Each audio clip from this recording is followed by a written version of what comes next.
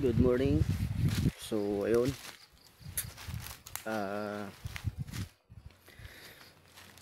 nais ko lang na ipaabot ang aking pagbati kay Tatay Digong, former President Rodrigo Roa Duterte.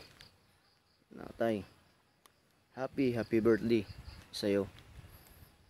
At sana ay marami pang birthday na darating sa iyo, tay.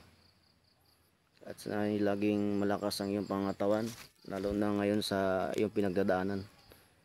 Sana po tayo ay malampasan yung pito sa awa ng ating ama. So, magpalakas lang po kayo, tay. Nandito po ang mga Pilipino na naniniwala at sumusuporta sa inyo. O, tay, laban lang. Happy birthday. More birthday to come, tay. Yeah, salute ako siya, tay.